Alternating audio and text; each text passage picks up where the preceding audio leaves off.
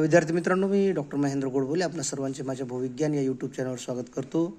मी आजच्या व्हिडिओ लेक्चरमध्ये महाराष्ट्रातील साधन संपत्तीच्या अनुषंगाने आपणासोबत चर्चा करत असून आपणास माहीतच आहे की महाराष्ट्र हा डेक्कन व्होल्कॅनिक्सपासून किंवा डेक्कन ट्रॅपपासून बनलेला असल्याकारणाने तो बऱ्याच प्रमाणामध्ये ज्याला divide of in or or important minerals असं म्हटलेलं आहे.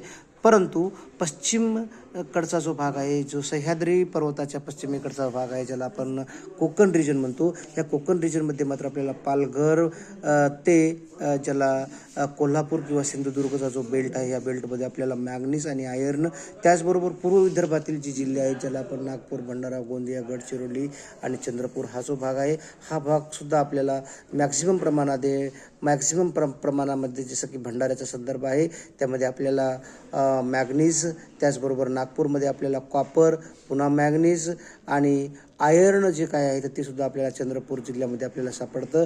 गडचिरोलीमध्ये सुद्धा आपल्याला आयर्न ओरोजिनी सापडते. तर हा पश्चिमेकडचा आणि पूर्व विदर्भ सोडला तर महाराष्ट्रामध्ये आपल्याला जास्त प्रमाणामध्ये ओर किंवा बाकीचे मिनरल्स न भेटत असल्याकारणाने खनिज संपत्तीकरिता महाराष्ट्र पुरेसा नोन नाही असं म्हटलं जातं. परंतु केवळ मात्र 12.33% जो काही महाराष्ट्राचा जो जिओग्राफिकल रिजन आहे, ह्या रिजनमधून मात्र आपल्याला मॅक्सिमम प्रमाणामध्ये मॅग्नीज, तसेच लोह, कॉपर ह्या गोष्टी आपल्याला एक्सप्लॉइट आपण करतो. त्याचबरोबर ज्याला अधातू म्हणू आपण, जसं की चुनखडे असेल, डोलोमाइट असेल किंवा कायनाइट असेल किंवा बाकी इतर मिनरल्ससुद्धा आपल्याला महत्त्वाचे आहेत. महाराष्ट्राच्या पूर्व भागामध्ये, पूर्व विदर्भ भागामध्ये, त्याचबरोबर पश्चिम भागामध्ये ज्याला प्रोटोझोइक किंवा आर्केन रॉक्स आपण म्हणतो, ही रॉक्स एकतर जलजन्य आहेत किंबहुना ही रॉक्स मेटामॉर्फिक, ज्याला आपण अल्टर्ड रॉक्स किंवा स्थरित रॉक आपण म्हणतो, त्या मेटामॉर्फिक किंवा सेडिमेंटरी रॉकमध्ये आपल्याला मॅक्सिमम साठे सापडतात. इन्क्लुडिंग बॉम्बे हाय, हे सुद्धा एक आपल्याला लाईमस्टोन या रॉकमध्ये सापडणारं एक बॉम्बे हाय हे पेट्रोलिफरस डिपॉझिट आहे. तर एका नंतर आपण एक ही चर्चा करणार आहोत. जसं की पूर्व विदर्भ आणि पूर्व विदर्भ, कोकण किंवा दक्षिण महाराष्ट्र हा जो भाग आहे, हा भाग आपण डिवाईड केलेला आहे. परंतु पूर्व विदर्भ हा अत्यंतिक रिच संसाधनीय दृष्ट्या ज्यामध्ये विपुल प्रमाणामध्ये आपल्याला मॅग्नीज, जसं की 161 दशलक्ष टन मॅग्नीज हे आपल्याला भंडारा आणि आसपासच्या एरियामधून आपल्याला एक्सप्लॉइट केला गेलेला आहे. मॅग्नीज हा अत्यंत महत्त्वाचा जो काही रिसोर्स आहे महाराष्ट्रामधील, ज्याला आपण संसाधन म्हणतो, तो मॅग्नीज आहे. आणि भारताच्या एकूण संसाधनापैकी 40% म्हणजे 161 दशलक्ष टन आपण मॅग्नीज एक्सप्लॉइट करतो. ज्यावेळेस आपण महाराष्ट्राचा राष्ट्रीय स्तरावर राज्यांसोबत ज्यावेळेस आपण तुलनात्मक अभ्यास करतो, त्यावेळेस मात्र आपल्याला महाराष्ट्र हे बऱ्याच प्रमाणामध्ये आपण पिछाडीवर आहोत. ह्या नैसर्गिक साधन संपत्तीच्या अनुषंगाने ते आपल्यास लक्षात येईल. ज्यावेळेस आपण 2-3 राज्यांचा संदर्भ घेऊ, फॉर एक्झाम्पल मग ते ओडिसा असेल किंवा मध्य प्रदेश असेल किंवा राजस्थान असेल. आता ओडिसा जो राज्य आहे, तो हा ओडिसा राज्य मॅग्नीज आणि आयर्न ओरोजनीसाठी अत्यंत तो प्रसिद्ध आहे. एकंदरीत भारतातील पूर्ण मॅग्नीजपैकी एकट्या ओडिशामधून आपल्याला 34% मॅग्नीज एक्सप्लॉइट गेलेलं आपल्याला दिसतं. आणि बाकी जे MP आहे, MP जे बालाघाट आहे किंवा चिंदवारा जी रेंज आहे, त्याचबरोबर ओडिशामध्ये आपल्याला लोअर ग्रेडचं जे काही आपल्याला मॅग्नीज सापडतं, त्याच्यामध्ये सुंदरगड असेल, कोइंजार, त्याचबरोबर कोरापत ह्या रिजनमध्ये आपल्याला लोअर ग्रेडचं जे काही मेटॅलिक डिपॉझिशन आहे मॅग्नीज ते सापडतं. परंतु आयर्नच्या नंतर जो आयर्न आणि मॅग्नीजच्या नंतर तिसऱ्या नंबरचा जो अत्यंत महत्त्वाचा जो धातू आहे, ज्याला आपण कॉपर म्हणतो, त्यासाठी राजस्थान हे मात्र 1 नंबरवर राज्य आहे. ज्याला आपण म्हणजे राजस्थानमधील जे रिझर्व आहे तर ते 50% रिझर्व आहे टोटल इंडियाच्या डिपॉझिशन ऑफ कॉपरपैकी. आणि ती माईन जी आहे, जिला आपण खेत्री बेल्ट म्हणतो, त्याला झुंझुनवाला किंवा अलवार रिजनमध्ये हे 50%पेक्षा जास्त राजस्थान हे आपल्याला कॉपर एक्सप्लॉइट करत असताना दिसतं. त्याचबरोबर MP सुद्धा एक लीडिंग प्रोड्युसर आहे, ज्याला आपण म्हणतो, जसं की मलांज खंड असेल किंवा मग बालाघाट डिस्ट्रिक्टमधील ज्या काही रेंजेस असतील त्यासुद्धा एक चांगल्या पद्धतीचं किंवा गुड क्वालिटीचं एक कॉपर डिपॉझिशन असलेली मलांज खंड कॉपर बेल्ट आहे, त्याचबरोबर आयर्नच्या संदर्भामध्ये ओडिसा हे अत्यंतिक हाय ग्रेड हिमॅटाईट, मॅग्नेटाईट, लिमोनाईट आणि सिडेराईट ही जे आयर्नची ज्याला आपण ओर म्हणूयात किंवा ज्याला खनिजे म्हणतो आपण, तर ती खनिजे ही महत्त्वाची मानली जातात. त्यापैकी हाय ग्रेड हिमॅटाईट जो आहे, ज्यामध्ये 50% जो काही टोटल रिझर्वपैकी जे प्रोडक्शन आहे किंवा जे एक्सप्लॉयटेशन आहे तर ते छत्तीसगडमधून केलं जातं. त्याचबरोबर बैलादिला मध्ये सुद्धा आपल्याला हाय ग्रेड जे काही आयर्न आहे ते सापडतं.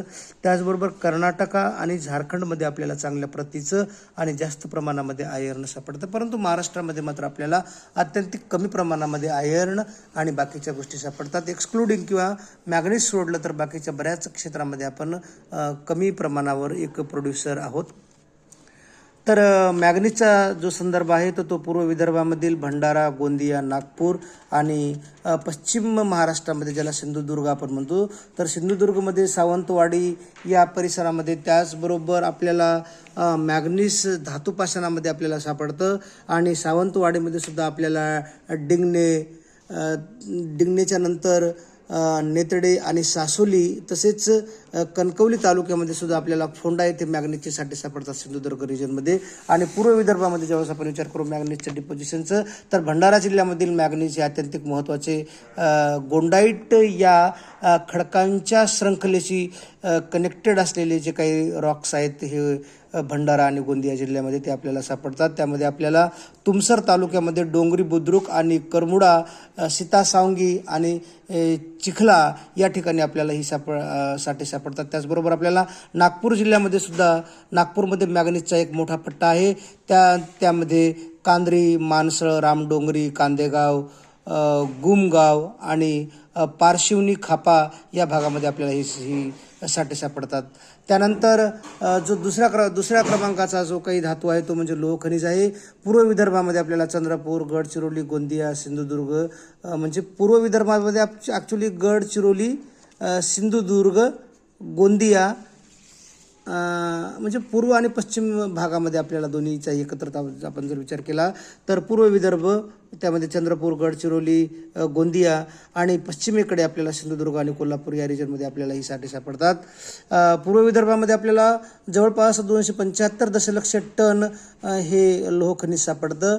गोंदियामध्ये आपल्याला ॲक्च्युली खुर्शीपार येथे एक मॅग्नेटाईट प्रकारचे लोह खनिज सापडते. त्याचबरोबर सिंधुदुर्गमध्ये अत्यंतिक म्हणजे समुद्राकडे असणाऱ्या बुटक्या टेकड्यांमध्ये 2 किमीपर्यंतच्या लांबीमध्ये हे आपल्याला सिंधुदुर्गमध्ये लोह खनिज सापडतं. त्याचबरोबर खनिजांचा जो साठा आहे, जे शाहूवाडी जी म्हटली जाते कोल्हापूर जिल्ह्यामधील, तिथे आपल्याला हे मॅक्झिमम साठे सापडतात. बॉक्साईट, मॅग्नीज, लोह खनिज, तांबे आणि क्रोमाईट ही सुद्धा आपल्याला महाराष्ट्रामध्ये विपुल प्रमाणामध्ये सापडतात. बॉक्साईटचे साठे आपल्याला महाराष्ट्रामध्ये कोकणामध्ये ॲक्च्युली रायगड, ठाणे, पालघर जिल्ह्यामध्ये सुद्धा सापडतात. मॅग्नीजची जी काही जे डिस्ट्रीब्युशन आहे मॅग्नीजचं ते आपल्याला महाराष्ट्रामध्ये नागपूर जिल्ह्यामध्ये मोठ्या प्रमाणामध्ये सापडतं. सिंधुदुर्गामध्ये पण ते सापडतं. लोह खनिजाचा संदर्भ जिथे येतो तिथे चंद्रपूर, गडचिरोली, भंडारा, गोंदिया, नागपूर या जिल्ह्यामध्ये आपल्याला, तसेच कोकणामध्ये सिंधुदुर्गमध्ये सुद्धा आपल्याला मॅग्नीजची लोह खनिज सापडतात. त्याचबरोबर तांबे आपल्याला अल्प प्रमाणामध्ये महाराष्ट्रामध्ये साठे आहेत. त्यातल्या त्यात चंद्रपूर, गडचिरोली व गोंदिया या जिल्ह्यामध्ये ही तांब्याचे साठे आहेत. क्रोमाईट जे आहेत ते भंडारा जिल्ह्यामध्ये आपल्याला, त्याचबरोबर सिंधुदुर्ग, रत्नागिरी या जिल्ह्यामध्ये सुद्धा क्रोमाईटचे साठे आपल्याला काही प्रमाणामध्ये सापडतात. बॉक्साईट हा अत्यंत महत्त्वाचा एक धातू असून, एक म्हणजे ओर असून त्याचा जो वापर आहे तो वेगवेगळ्या ठिकाणी केला जातो. खास करून पोलाद निर्मितीमध्ये, लोह निर्मितीसाठी सुद्धा भारतामध्ये 21% बॉक्साईटचे उत्पादन महाराष्ट्रामध्ये, टोटल भारतातील उत्पादनापैकी 21% उत्पादन हे आपल्या एकट्या महाराष्ट्रामध्ये होते. बॉक्साईटचा संदर्भ कोल्हापूर, रायगड, ठाणे, पालघर, मुंबई, सिंधुदुर्ग, रत्नागिरी ह्या महाराष्ट्रातील पश्चिमेकडच्या सुद्धा जिल्ह्यांशी तो कनेक्टेड आहे. ॲक्च्युली कोल्हापूरमध्ये आपल्याला रांगेवाडी, उदगिरी, धनगरवाडी आणि बाकीच्या ठिकाणी सुद्धा ही साठे आपल्याला सापडतात. रायगडमध्ये मुरुड, रोहा, श्रीवर्धन तालुक्यामध्ये सुद्धा आपल्याला बॉक्साईटचे साठे सापडतात. ठाणे आणि पालघर जिल्ह्यामध्ये सुद्धा ही अंदाजित 1.3 दशलक्ष टनाचे साठे सापडतात. मुंबईमधील बोरीवली, जोगेश्वरी, गोरेगाव या भागात बॉक्साईटचे साठे आपल्याला सापडलेले असून सिंधुदुर्गमध्ये आपल्याला आंबोली घाटाच्या परिसरामध्ये बॉक्साईटचे साठे सापडतात. तसेच रत्नागिरी जिल्ह्यामध्ये दापोली व मंडणगड या तालुक्यामध्येही बॉक्साईटची चांगल्या प्रकारे साठे सापडलेले आहेत. त्यानंतर जो चौथा एक ओर आहे ती म्हणजे बॉक्साईट आहे, क्रोमाईट आहे. क्रोमाईट हा सुद्धा धातू उद्योगामध्ये वापरला जातो आणि त्यामध्ये आपण खास करून सिंधुदुर्ग, रत्नागिरी या जिल्ह्यातील जी काही लोकेशन आहेत तर ती आघाडीवर आहेत. नंतरची जी काही मिनरल्स आहेत तर ती मिनरल्स किंवा नंतरची जी काही ज्याला आपण ओर्स म्हणूयात किंवा ज्याला आपण खनिजे म्हटलेलं आहे तर ती खनिजे मात्र आपण पुढच्या लेक्चरमध्ये घेऊयात. Thank you so much.